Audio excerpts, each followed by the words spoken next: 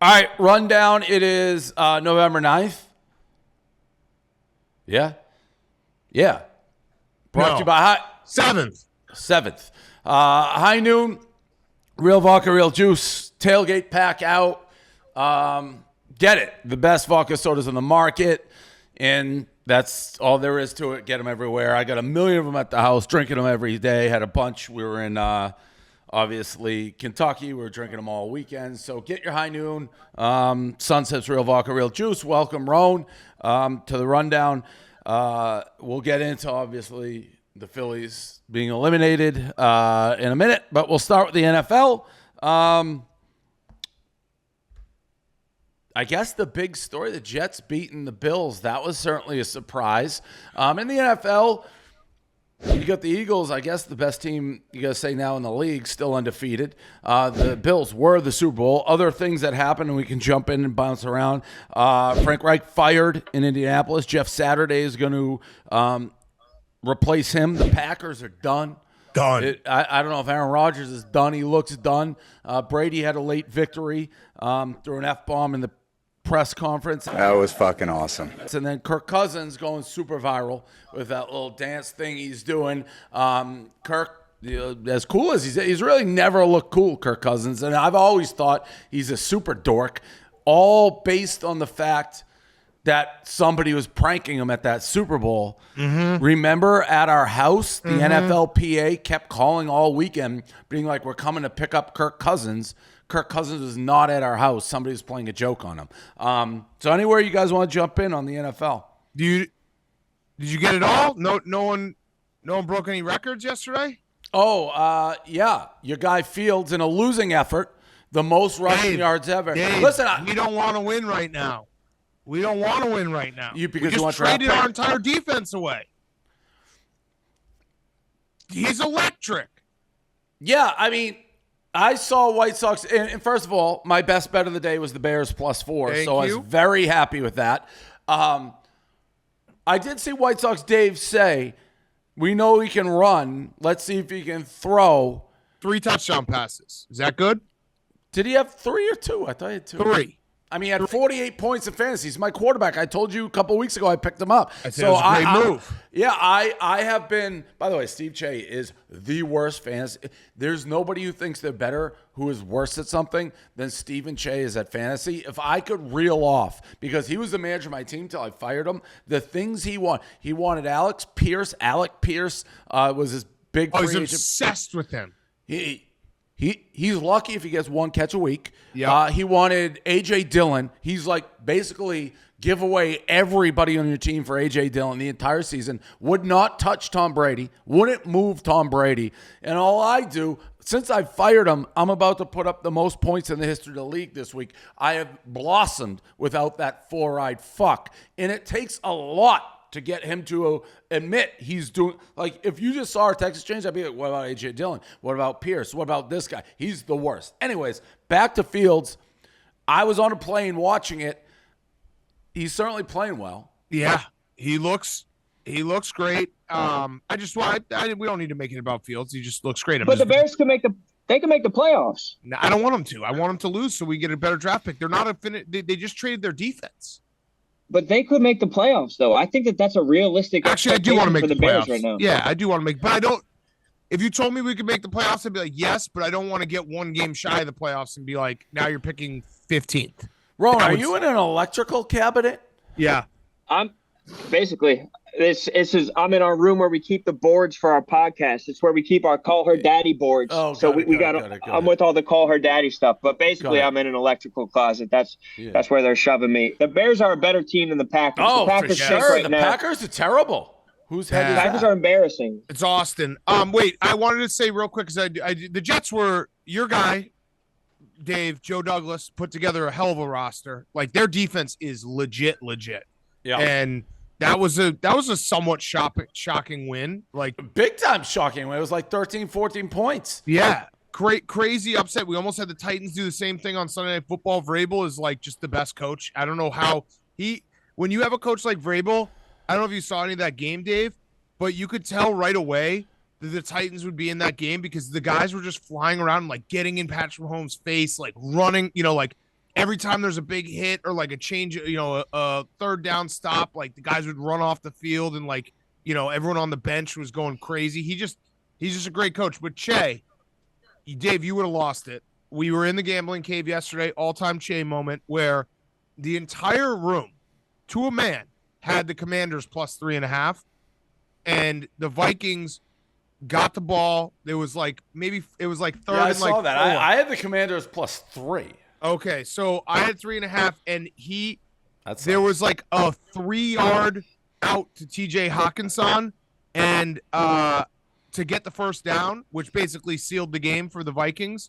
And Che just lost it because he was like, yes, I needed one more catch from him, and like was going like all his Che noises. He's also what you make fun of. He has like 3,000 fantasy teams. Right. So he literally has everybody in the league on one of his teams at some level. You can't keep track. Yeah, No. You can't keep track. That's bullshit, too. It's nuts. I guess I should mention the Patriots. Patriots may be back, Super Bowl back on. I can't tell. That game was pretty bad. 9 sacks, most in the history of the franchise. I mean, that's... Yeah, I mean, they've got Frank Reich fired. I know. They've been on the... I was very close to declaring we murdered another franchise, but the Colts have been already... They were kind of already 1 foot in the grave. Well, you already murdered them after Deflategate. True. With yes, that's a fact. So you just basically digged up their body just to shoot them one more time. Correct. What were you going to say, Rone? Yeah. Who's the top 5 teams in the NFL? Who's the 5th best team in the NFL? Because it's Eagles are the first best team, Chiefs are the second best team, Vikings are the third best team. No, Vikings I don't have on that list. I don't have Vikings on that list. Bills are the third. Cowboys. Patriots. Over. I would say the Dolphins are pretty good. The Seahawks are not a fluke. The Dolphins' offense is very, very good. The Dolphins' offense, the Seahawks are not a fluke. I also still think like the 49ers have been a little up and down, but if they can start playing a couple games in a row here, like people are going to be like, look, watch out for the 49ers. Stay tuned. My power rankings will come out soon. I don't know whether I'm going to wait for Monday Night Football. Moving on to college, the big games of the weekend. Georgia pretty much dominating Tennessee. Not a total surprise. LSU winning, going for 2 against Bama. And then Mincy in celebration, I don't know if you saw that, in celebration of the LSU win, who the week or 2 weeks before, he said, I hate LSU when they beat Ole Miss. This time, in celebration of the LSU win, took his shirt off and jumped into the lazy river at LaBerge because of Rone. Yeah, Rone got him. God dang it.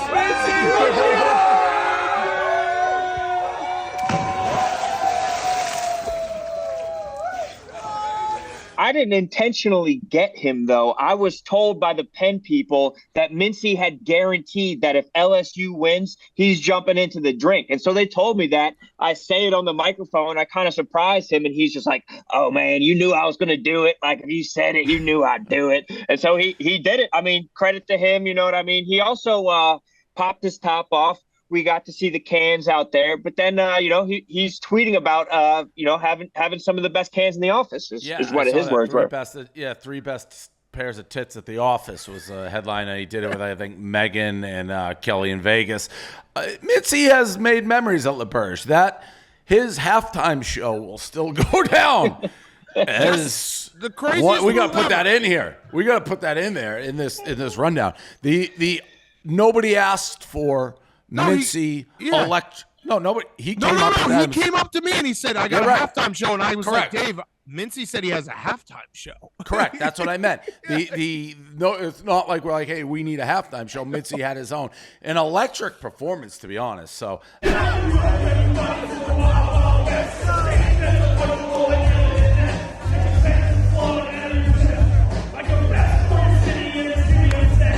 College I asked football. him for another halftime show. He wouldn't give us one. I begged him for a halftime show. Yeah, when did you ask him?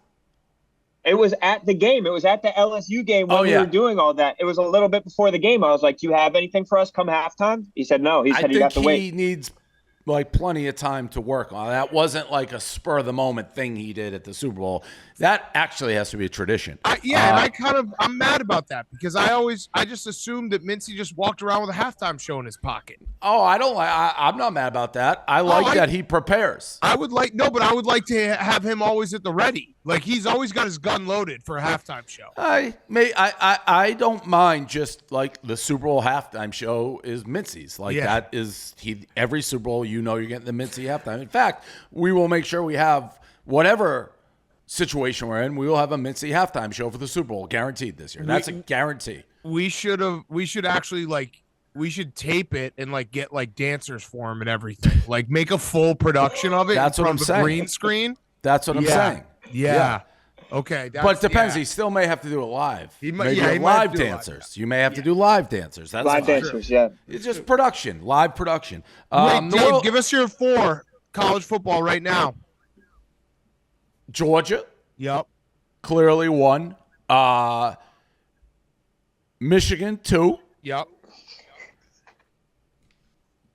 TCU 3. Yep.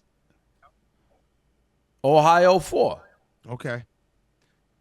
Tennessee's probably going to still get in now, which I don't know why everyone just assumes that. Why can't Michigan or Ohio State be a 1-loss team in? But I guess that is what it is. Yeah, and I did look. I have that $100,000 future I placed in Georgia plus 175. They're now minus like 175. Yeah, so they're a great. very, very big favorite. World Series, Rone put up a hell of a fight the Phillies did. The better team probably won that. Thoughts? Tico killed us, dude. Tico shat on our fucking faces. Now, can I ask you about this? Yeah. I had nothing to do with the Tico stuff. Tico, I think, just found out one day at the office, like, oh, the Astros play in a couple minutes. I'm going to join. Obviously, people start paying attention. She likes the spotlight. If that was a team of mine, I would not have done that. I would be like, there's no fucking way I'm sitting here with you, Tico, when I know you're not a real fan and going through this. So I'm not sure whether like you, Smitty, whatever, were okay with it or didn't think you had a choice in it. Where was like your mind watching those games? I think that the consensus was there was no choice. That Tico was almost like the hired gun that everybody had to go against, that she was like the gauntlet that had been thrown down.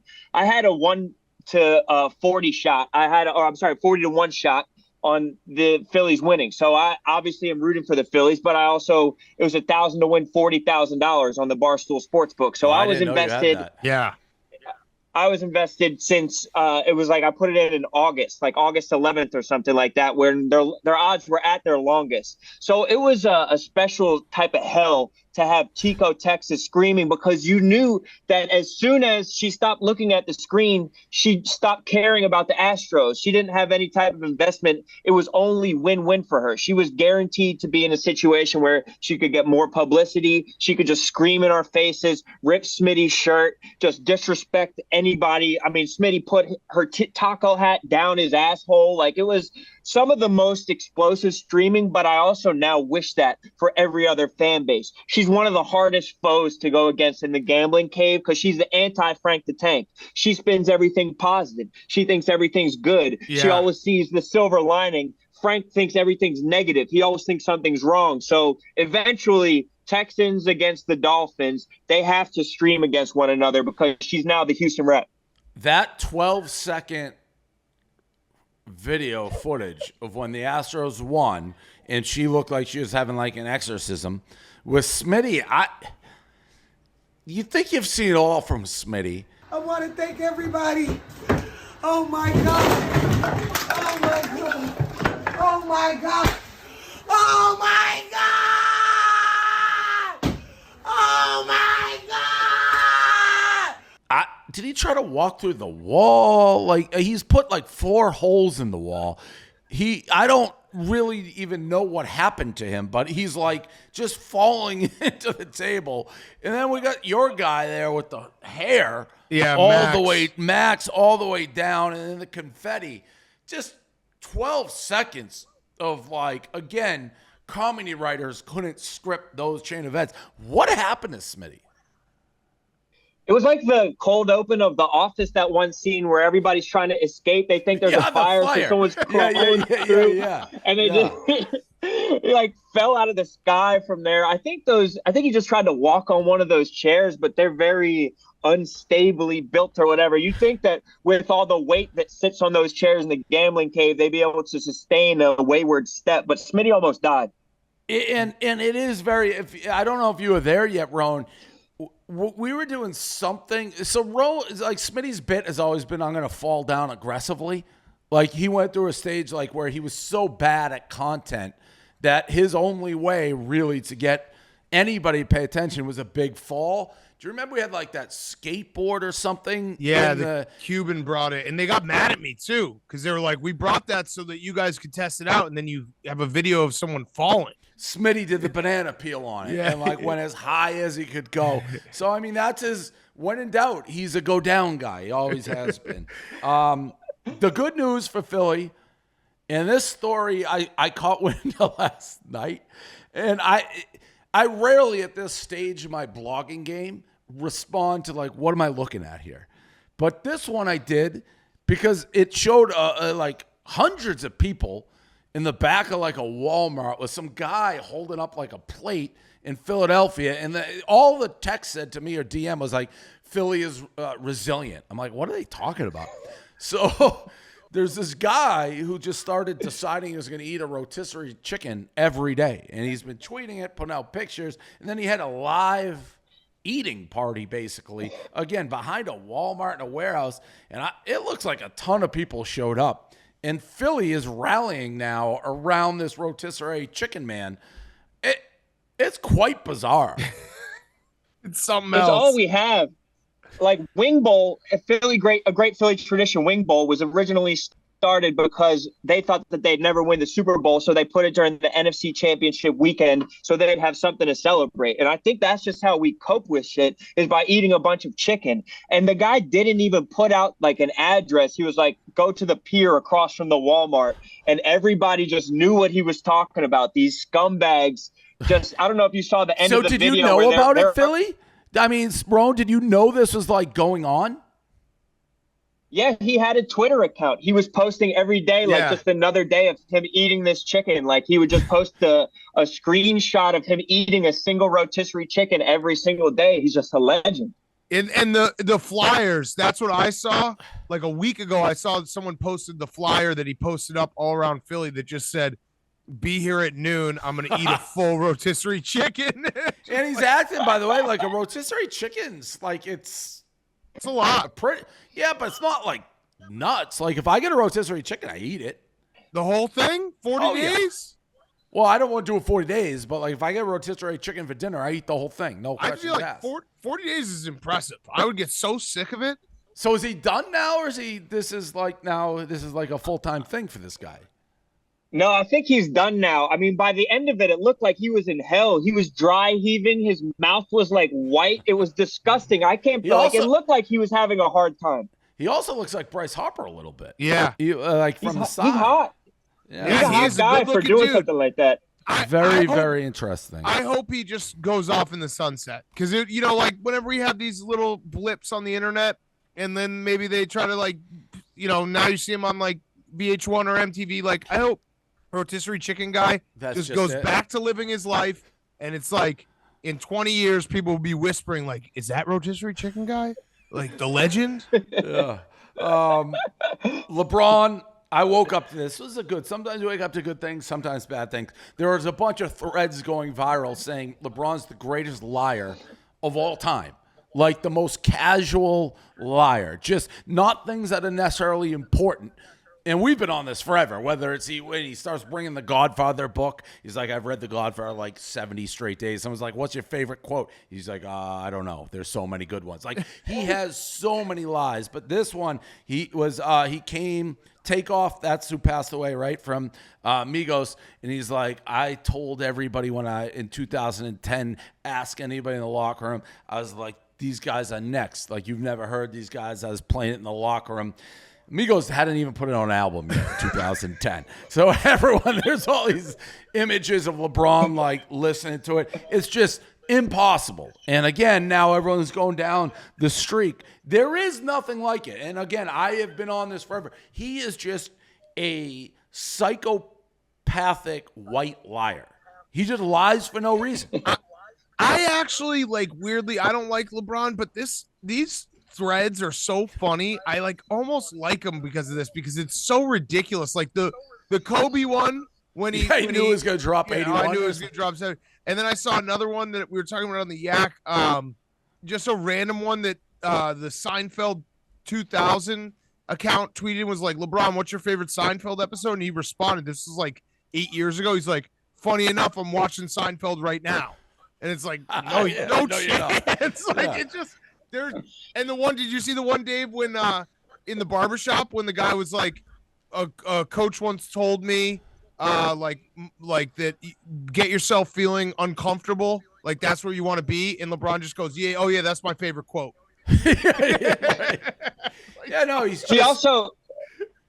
He lied in a way that made everybody else around him look bad. He made the whole Heat team seem like they thought Migos was trash, and then he made the Migos feel like the whole Heat team thought that they were trash. He was the only one who was in the right in his lie. It's a preposterous thing to say. Yeah, whenever he starts involving books, he's lying. He's not reading the books, he's bringing them. Former teammate, he did speak out against Kyrie. He said he was stupid. Kyrie is now, he got suspended from last time we were gone from the Nets. He has to complete a bunch of tasks. He also got dropped by Nike. Now I've seen a lot of people, and again, I think Twitter is such an echo chamber that people are defending some of the things. They're saying it's unfair. This story's still, all he had to do was say, I don't hate Jews. And the thing's done. So I have zero sympathy for him. But the whole thing's a mess. It really is. It's a mess. And we were talking about it the other night. The fact that he was almost pushed into apologizing, that's not an apology. I don't it's just weird. The whole thing's weird. He had multiple chances to apologize. He just didn't. And then finally he's like, oh yeah, I'm sorry. I shouldn't have said that. I don't hate Jews. Well, dude, you could have said that the beginning. It was so easy to do. And there's many different, I've seen, there's such leaps. A lot of people keep saying, and I think we talked about this before, people keep the same energy for Brett Favre. I keep seeing that, that people aren't mad about Brett. Brett Favre's a scumbag, but Brett Favre is not an active player. Who do you want to punish Brett Favre? And there's also the thing with the Brett Favre thing is there's no nuance. Brett Favre is wrong. He should go to jail. There's no discussion about Brett Favre. He's a fucking piece of shit. It's just people keep getting upset about it. It's what is there to discuss about Brett Favre? He's a piece of shit. We all agree that he should go to jail. And I also think it's a little disheartening. And I don't know if it's along racial lines or what. Everybody should be condemning what Kyrie said. And people keep saying, why is this a big deal? You take Deshaun Jackson. He said something anti-Semitic. And I think Julian Edelman actually tweeted or reached out. He's like, hey, I saw this. I'd love to talk about it and maybe learn about history or something. I forget what it was. Deshaun Jackson was receptive of it. He's like, all right, I'll do that. That thing came and went like that. So it's not like people hold it. It's just if you say something that's wildly anti-Semitic and you don't take it back and you double down, it doesn't matter who you say that against, about what group, what race. People can have an issue with it. It's weird, too. So I saw a clip, and I don't know where I saw it. It was an old PTI clip, and they were talking about Kyrie and Flat World. And at one point, Flat Earth, and I guess at one point Steph Curry said something about it, and they weren't sure if Kyrie was joking, but it was weird because Wilbon was dead on. He's like, they're going down a dangerous conspiracy path. Because people start believing it, you don't know it's real, and you don't know, stop it. Stop with the conspiracy. You had to be there, because that is kind of where it's that movie was, you said the Holocaust didn't happen. So right. It's people are going to be fucking really mad about that.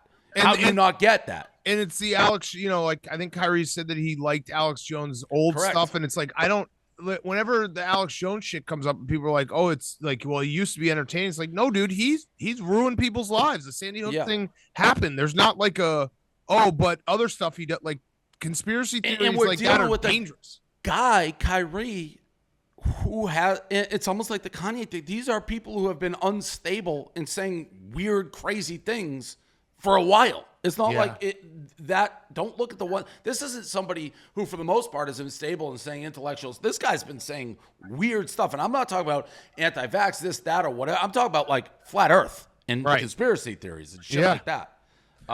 He acts like he's a free thinker. He's just not a free thinker at all, dude. He's just like a conspiracy guy, and he's dumb. Yeah, he's like plain old dumb. Like, and he's like stubborn about being dumb, which is like the dumbest thing you can do. That's like the worst thing that's happened in today's like internet is people saying like, I'm a free thinker, I'm just asking questions, when they're just like stating like objectively false things, like the earth is flat, and being like, well, I'm just asking questions, like makes you think about what you learned in school, like have to question authority. Like, no, there is certain things to question authority about.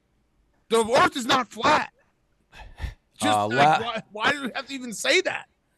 Last one here, and this is another story that these are, and I can't tell how Twitter's working nowadays, where there's algorithms. My dad the only thing he may have been right about, but Kyrie and Elon, that's all I see on my feed, and it sucks, but it's all I see. So Elon is now banning people who put fake names in, unless they say parody account, because people were saying they're Elon. But it appears he's still banning accounts that even say parody account and are Elon. I don't get this at all. I've never got this. I don't get the blue check mark thing. I have never had a blue check mark. You have to be a moron not to know it's me or to know it's somebody. Like, it takes 1 second to realize. So, and I don't know what Elon's doing. What do you care if people are putting Elon? It's not you. People know your things. The whole thing. He seems like he's going off the deep end. I don't know. Does he sleep or does he just respond on Twitter all the time? It's what I said before. The people who if I own Tesla stock, I'd be like, what are you doing? Like, what is going on with Elon Musk right now? Yeah. So it's crazy. I think managing Twitter always seems like a way easier thing than it is. And then he starts trying to manage it and starts making missteps like this right away. Like, people parodying people and trying to pretend to be people is like a core tenet of what Twitter is. And that's why checks were invented or introduced. But it's like, that's part of navigating it. Just navigate it like everybody else. Well, you realize who's a real person. Right.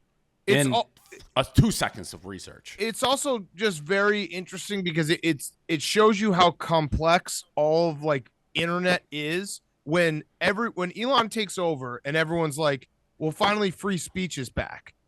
It's like, it's very hard to figure out what it like, because then now you're banning parody. Like, what? Right. That's free speech, Crazy. Is it not? Like, is that yes? Like, so it's very hard because I think, like Rone said, if you have an idea for Twitter, you're like, from a way far away, you're like, oh yeah, they should do this. Actually having to implement it is a lot more difficult than you'd ever imagine. I don't think you can control Twitter. No, you can't. You can't. The internet is uncontrollable. It's an uncontrollable fucking monster. And it morphs and it does everything. It goes every which way. So yeah, I don't know that you can do it. That's all Go ahead. Having to acknowledge that something's a parody undercuts like the essence of what a parody is. Like, if you that's not like real parody if you have to say this is parody every single time. Like, it's just a dumb misstep by him. Yeah, it's weird. That's it. The last, and I wasn't sure whether I was going to bring it up, but I might as well because people end it. I'll say it quick. Business Insider, my lawsuit, thrown out today, dismissed. Sucks. Not totally surprising because I was told from the beginning, super uphill battle. Kat Tembridge, who I hate, did a TikTok about it. This is essentially, and I may make a separate video. Here's what they said in the decision. It's like 30 pages of super legal terminology. They basically said, I need to prove that they had malice, that it wasn't, that they weren't reporting fairly. They were out to get me. All of my evidence is stuff they didn't publish. So it's like one girl has all the texts with me are all in the article. And then after I met her. None of the texts are. Like, I have them all, and I published them. What the article says is they can't look at anything that wasn't published. So none of my evidence is taken into an account. They didn't even look at it. None of it. So it's basically you can't prove what they said is false. In fact, you confirm it. You're like, you met them. You did this. But my argument is, but they didn't put in any of the stuff that vindicates me. They are not, the courts, the judge is like, none of it matters. In fact, I asked my lawyer, I go, what if I had a text from one of the girls to another girl saying, I hate Dave Portnoy, I made it all up? Wouldn't have changed anything. You can't, and this is how it's set up for someone who's well-known celebrity. They make it very difficult for me to sue for defamation, but you can't sue on what's not published. That was the verdict. And all my evidence was not published, and why would they publish it? Because it made me look good. It's infuriating. The nuts and bolts of it, it's almost like the Amber Heard Depp thing. Like, Depp didn't sue the Washington Post. He sued Amber Heard.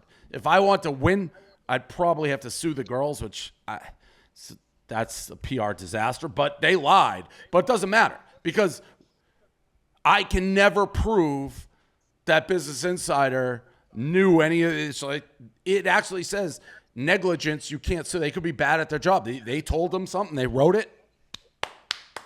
And that's kind of what I was told from the beginning was the problem. But yeah, it's nuts. You can't argue malice on things they didn't publish. So every single text that I have, everything, it wasn't in the article. So they don't even look at it. Like the judge is like, I didn't look at anything you put. I only look at what's in the article. Huh. I saw the tweet saying that it got thrown out, and then like they had like a tweet thread of all the legal documents. I was like, I'm out. Yeah, no, I had to talk. It's basically those two. The nuts and bolts. I actually have the exact, because I was like, the worst part is seeing, which I knew, the people who like me are going to celebrate. And they're going to say that now it's all true, right? Correct. It's not what the thing says. Right. There was nothing I could do about it. But this is, and Kat Tembridge, if you saw her TikTok, and I'll say one last thing on that, but it essentially, plaintiff cannot seek to establish actual malice by challenging statements that defendants did not publish. That's the whole thing. So again, even though it makes no sense, like how can you put all her text leading up to the encounter and none of them after? She had to have them all. They weren't in there.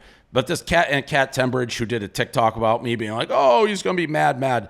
Yeah, I am mad. She's on my hate list, and that's because when she openly says she was part of the article, and I have a DM being nice. I'm like, hey, you wrote this article. Let's sit down and talk about it. You can bring a recorder, whatever you want. She's like, sorry, I don't work there anymore. It's like, all right, well, you tried to ruin my life. See ya. So that's that. I'll probably make a little video, but it is what it is. That sucks. I think that I'm sure that personally it's like really frustrating for you, but I also think that like in the court of public opinion, like I'm pretty sure that you're pretty absolved. You know what I mean? Like I don't think that people that hate us will hate us.